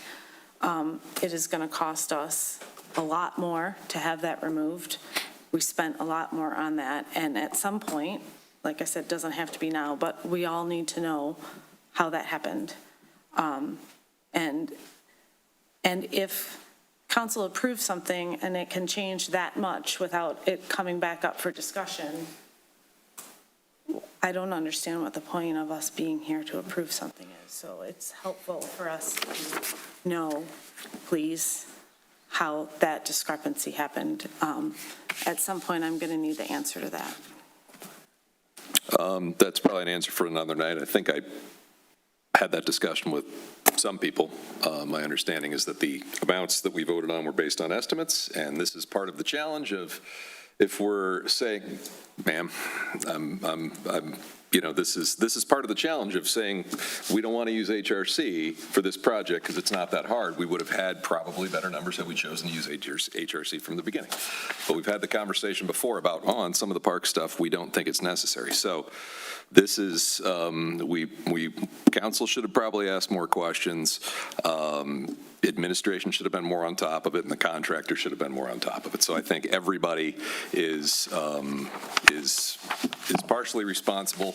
I assume we will get a full debrief on it, but that was the understanding that I was operating under when we talked about the difference in volume of soil. Is everybody else okay with the fact that it can double without us giving any sort of? I believe President George is correct, as much as it hates me to tell him that he's correct. No, I'm kidding. Okay. All kidding aside, in looking back at the proposals that were out there, they were estimates on what they thought they would need. We can talk about, the amount of, if it's 350 versus 600, 250 more, whatever it is. But I think if you look at most of these contracts that are out there, they're taking a kind of a rough guess when they do it until they get out there, But yeah, it seems a little excessive, but I don't know. We could ask that question. I know you don't agree and you don't like it. I get it, but you go back and look at the bids that were out there. They all kind of had that same thing. There were multiple bids. I'm sure we will get a complete debrief and postmortem so we can figure out what council can do better, what administration can do better, and what we need to do to stay on top of contractors. There were things I think that were not followed in the bid specs. There were things we should have been more on top of from a management standpoint. And, I've learned something about the approval process on projects.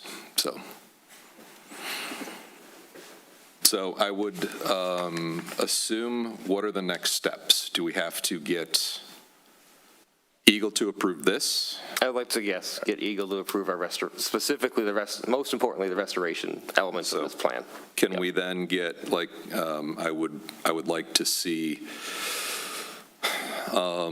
scenarios with our current contractor continuing the work and with an alternate contractor continuing the work, assuming everyone on council is okay with that sense of council that yes. I didn't mean to interrupt your thought. Go ahead.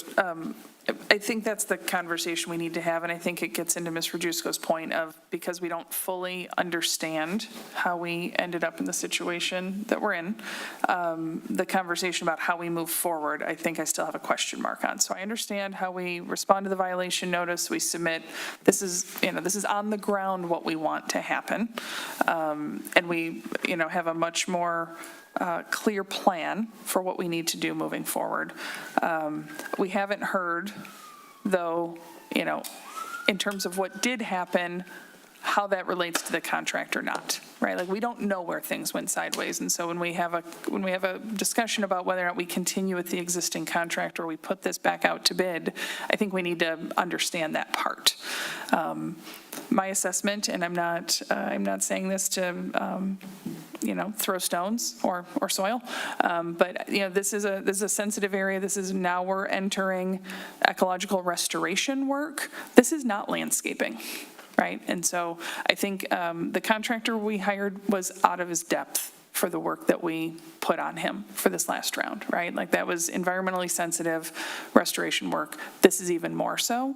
And so when we talk about qualified contractors to work in areas like this isn't typical landscaping, right? This is not putting in some beds in a green space, So I'd like to understand what our options are under the contract. I certainly hope we don't have an obligation to continue under that contract for what is now a very different scope of work.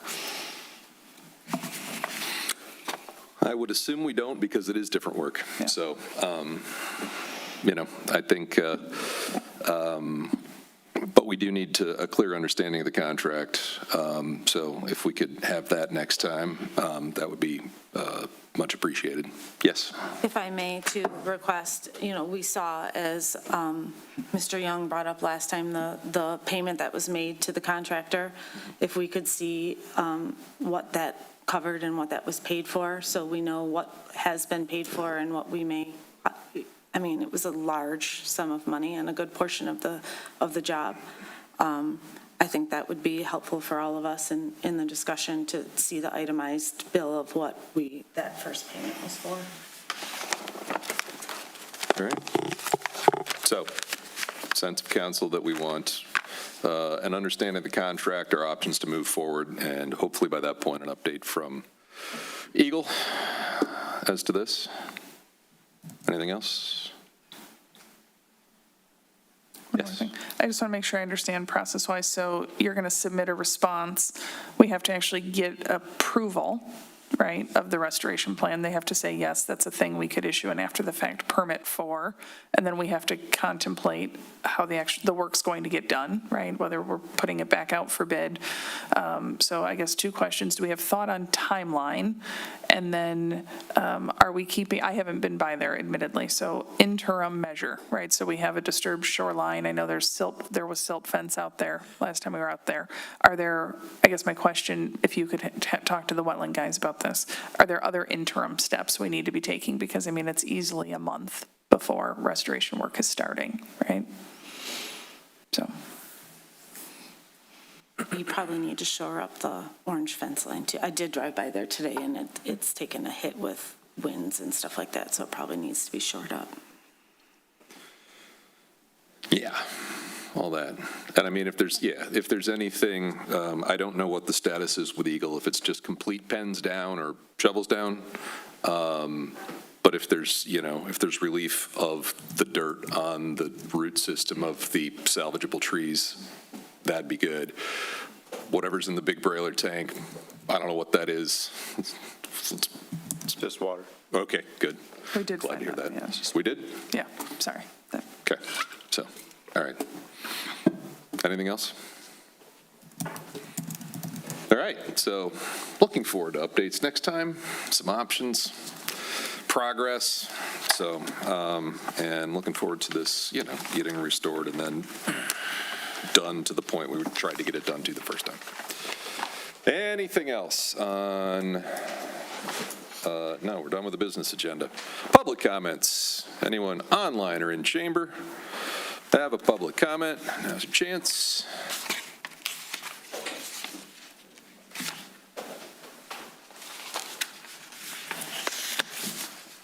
Dale Young, Riverside. So a couple things. You notice the orange fence. I mentioned it to Mr. Arnold last time. It's not because of the wind. It's because people are knocking it over and walking out on the peninsula and fishing. So you really need to secure that area. It's an open area. Every day you can find somebody out there fishing. And people just ignore it. Second thing is, and I know it's in your report, I'm really concerned about the ballot language around the reallocation of the millage. There are a lot of people who probably don't understand the detail of the millage as it exists today. A lot of people probably weren't even in the village when that was passed in 2009. So telling people that you're going to reallocate 0.75 mils to roads without telling them where it came from, I think is telling half the story. I'll save my superlatives for later, but you're telling people half the story. And I think the public should know that you're pulling money from public safety and moving it over to roads. Because I think telling half the story is the wrong approach, and I think that should be made very clear to the public. So. Thank you. Anyone else? Yes, sir. Go right ahead. Robert Brosco, Riverside Drive. I thank the council for conducting the June seminar or session you had on deer culling. That was very informative. Since then, I've been educating myself on deer culling because I've lived here since 1986, and our community has taken a tremendous hit. It's no longer the attractive community we used to be. If you drive around Birmingham, they don't have near the deer population we have in Beverly Hills. And talking to Farmington Hills, talking to Southfield, I did reach out to a third-party provider called White Buffalo about the deer culling. And as the DNR person also stated, you know, our solution to our deer concern is a cull.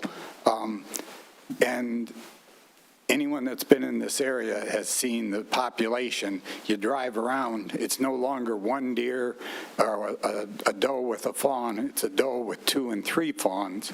And the concern I have is, I had the opportunity to talk to Warren today, and I really liked what I heard. What I didn't like is the timing. If we wait another year to address the deer concern, our problem is even going to be magnified. I heard you guys talked about, you know, how do you get information out to the public in Beverly Hills? I know there was like 1,000 surveys conducted. I didn't know about the survey until a neighbor told me, and I immediately completed it. And then I probably told 20 other people who didn't know about the survey until I told them. So I'm sure you could have got a lot more information back. But I guess I want to just stress that we need to do the cull sooner than later. I understand that Franklin may be trying to join in. Well, we're the same zip code, so maybe we can do some manipulation and say, hey, we're just one in the same community, and get on board. I also reached out to Birmingham Country Club and said, hey, if we were to do the cull, you know, you have to do it on public property, although I would be willing to offer my land for a shoot.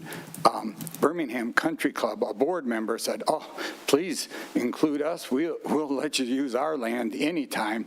And I think if you talk to Birmingham, Lincoln Hills, the maintenance people say, hey, we would probably be interested because they have the same issues with the deer tracking on the greens and destroying the plants. So I guess my plea is, how do we get the deer culling this year, not next year?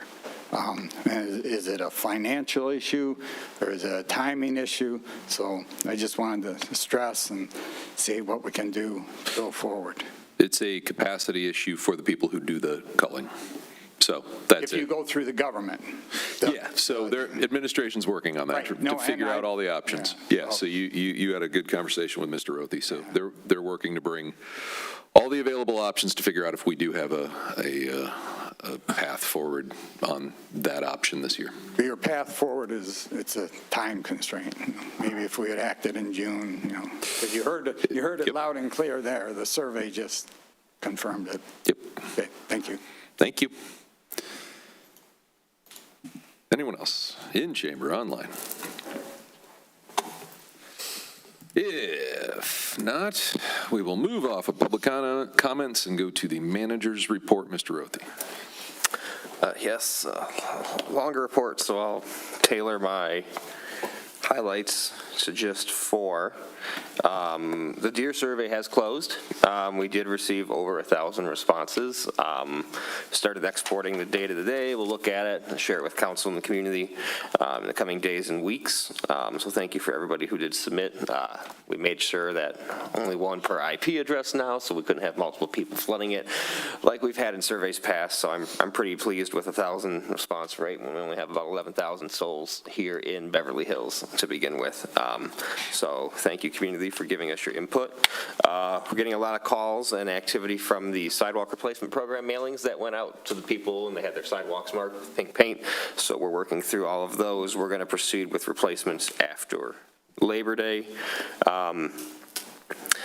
Any day now, potentially even tomorrow, we're going to launch, I mentioned it in previous managers' reports, the 13-mile road, like pre-construction design commenting tool, so people who live along that stretch or theoretically anywhere in the village, if there's concerns with, drainage, driveway approaches, traffic flow, anything, we're going to start collecting that input electronically through a GIS mapping portal tool. So be on the lookout for that. As soon as it launches, we'll put it in the next e-blast and publicize it on social media.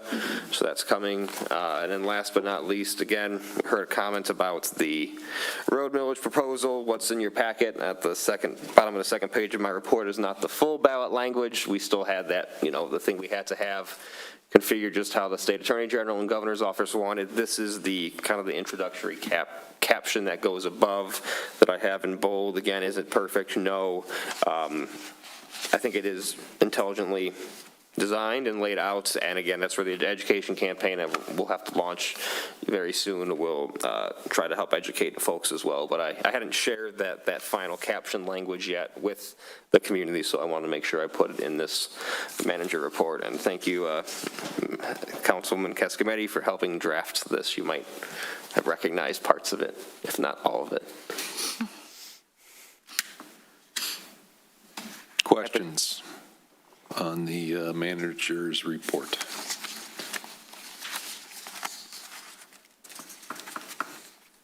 Hearing none. Yes. Actually, Hearing one. Mr. Rothy, would you mind giving a quick update, because I think there's a lot of questions in the neighborhood about the playground and sidewalk projects on 13 Mile and elsewhere? A little construction update, if you could. I won't say progress is progressing, but I guess I just said it. TAP remains substantially on schedule for the sidewalks there. They're working on doing work preparing to set the bridge over the river. We had materials testing out there, I think late last week on that. They're pouring sidewalk daily now. I don't know if anybody's been down by the road commission. That's all new. They were able to get a lot done there. Playground, contractor finished up another job they had. They were there Saturday. I think they were there Saturday. They were there yesterday. They're there today. They're hoping to have everything in the next week or two leading into the turf installer. The turf is ordered. That is in the schedule. I just don't have a date for when the turf is going to show up on site. But things are progressing there. I don't have concerns at the moment about that taking too much longer. I'm hoping we might even see turf by the next council meeting potentially as well with that. Okay, thank you. Do we have an understanding of why they keep blocking off the section by the bridge? Is that work that's happening there? By Douglas Evans. They keep blocking the road, north and south, kind of north of Beverly Road, south of Riverside. I assume that's in anticipation of getting that one telephone pole or power pole out of the middle of where we need to put a sidewalk. I don't know if anything else, because the last 2 days I've gone by there, you can't proceed north from on Evergreen past Beverly Road. It's been blocked off. But when I drove by there in the evening, that pole is still there. So I don't know if it's something else. If it's bridge work. Sidewalk that goes over the bridge portion is pretty extensive work. So Okay. So the answer is, from the back of the room, not at the podium where you can see, the sidewalk work on the bridge on Evergreen by Douglas Evans is fairly extensive, so they're blocking it off so that they can safely work on that. So they are working on the last pieces of concrete there. We still do have a utility pole right in the middle of where the sidewalk needs to go.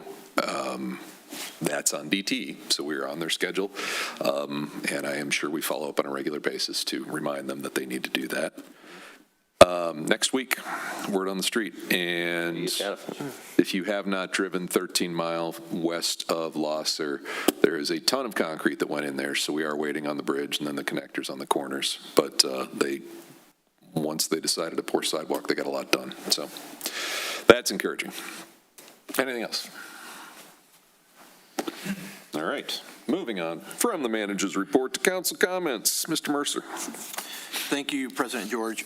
Just a couple of comments surrounding the e-bike ordinance, or an ordinance that last night along with Berkley approving a contract to do business with us on dispatch, they also passed a pretty extensive or radical, maybe, e-bike ordinance in that they are banning e-bikes or similar motorized devices from all sidewalks and public parks.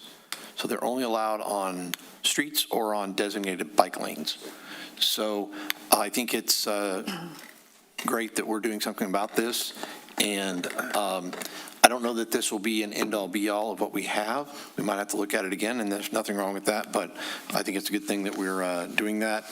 Also, this year, at the beginning of the season, as they say on Mackinac also outlawed all e-bikes. I was on the island a couple times last year, and they were, it's a great way of getting around, especially for people that work there. So it is, it's tough for them, but at the same time, it's just kind of back to what it was before. So it's not like it's really anything radical. I don't think so.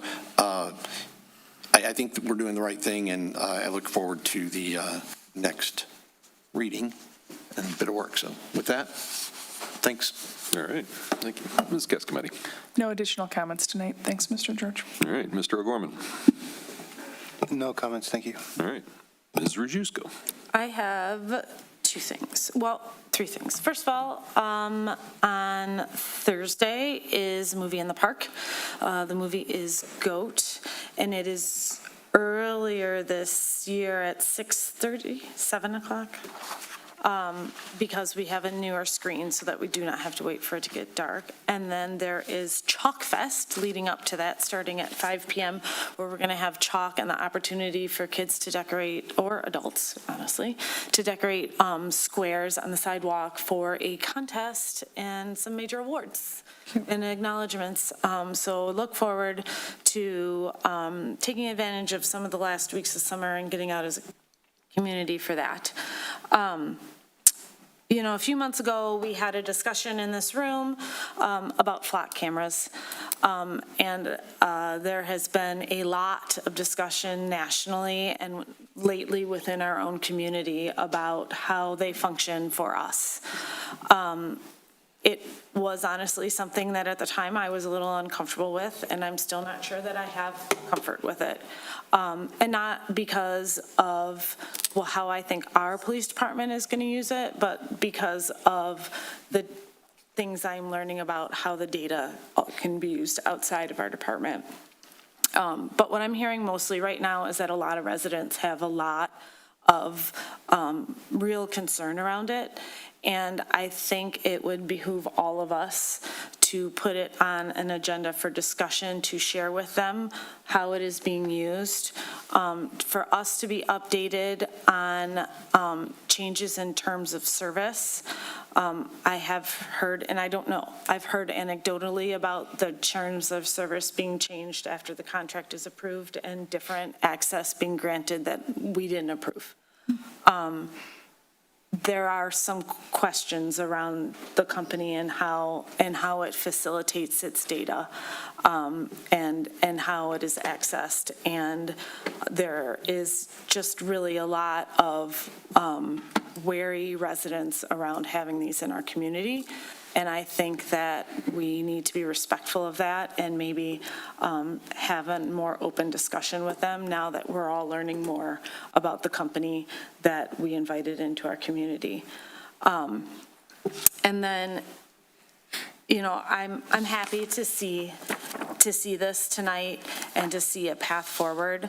But as Ms. Cascometti, I've spent a lot of time over a year having discussions about this and what it was going to be and how, and I understand that scopes of work change.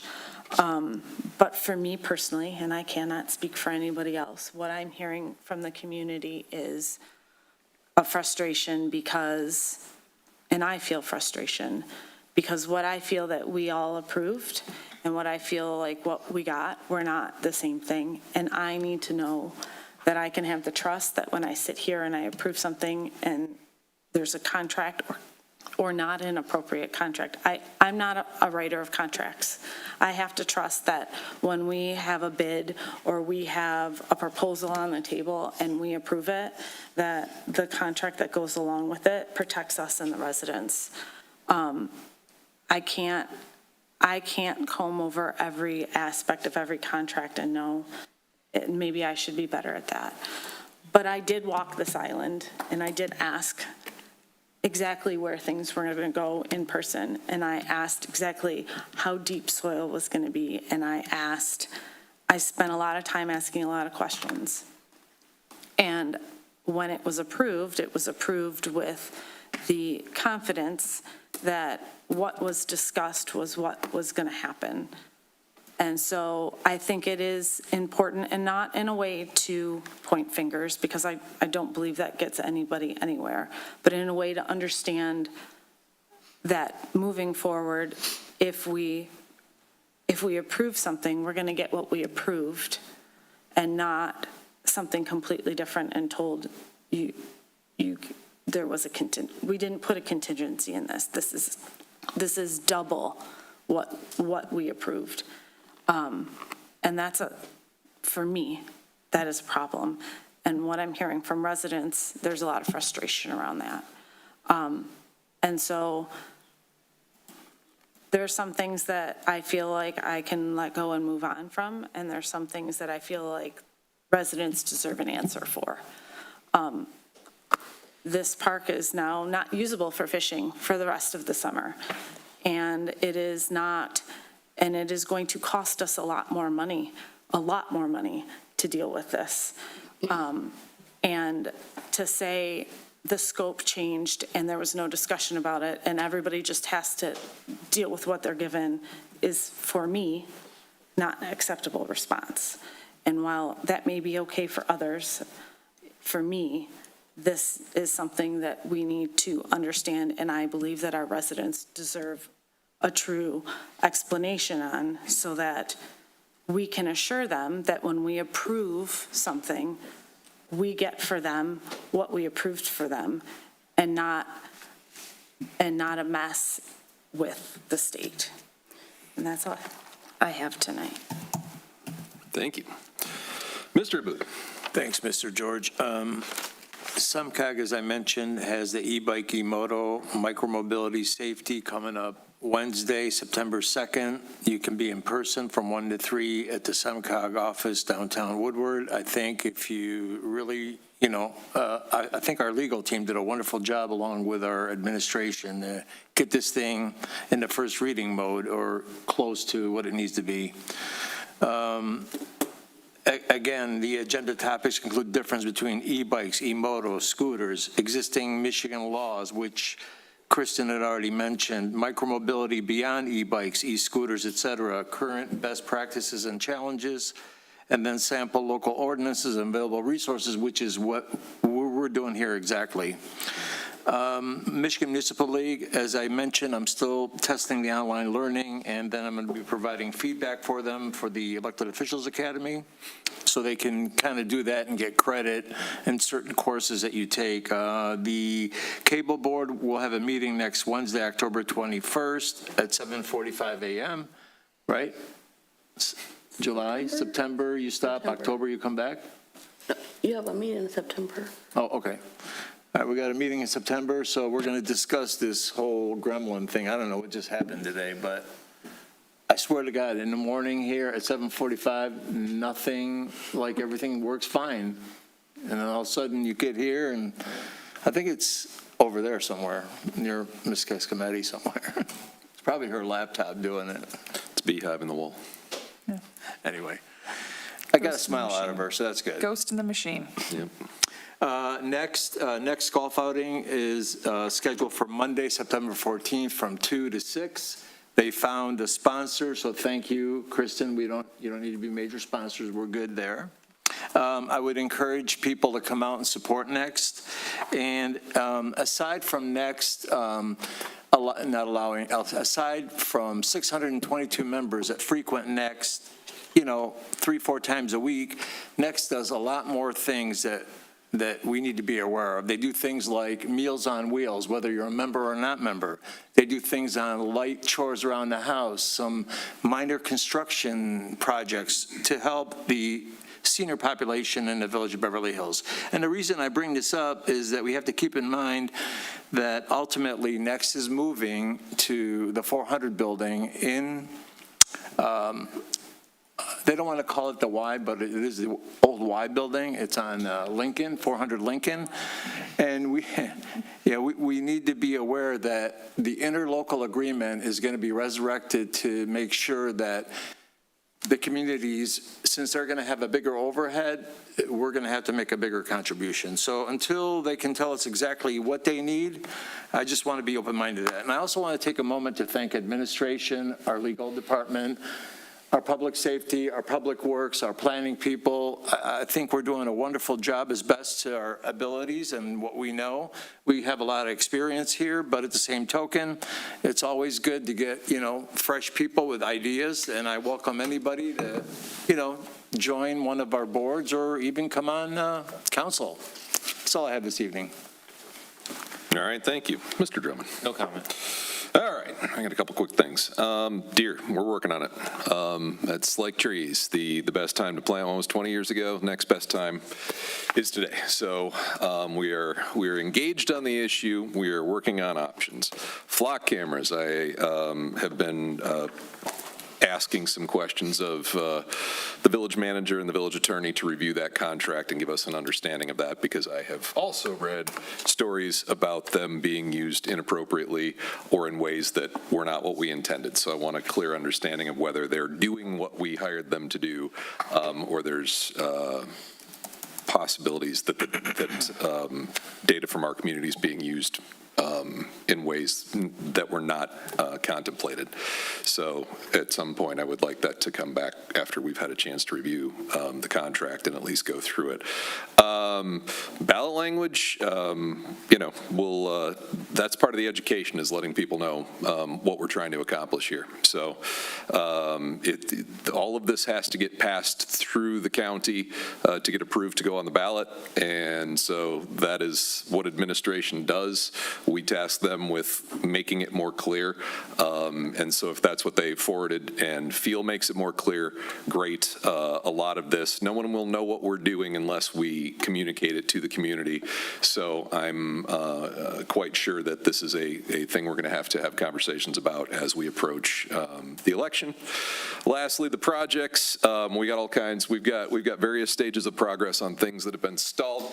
I've tried to talk to people about the sidewalk project in terms of, no, there was never a time when we thought it was going to be done by the time school started.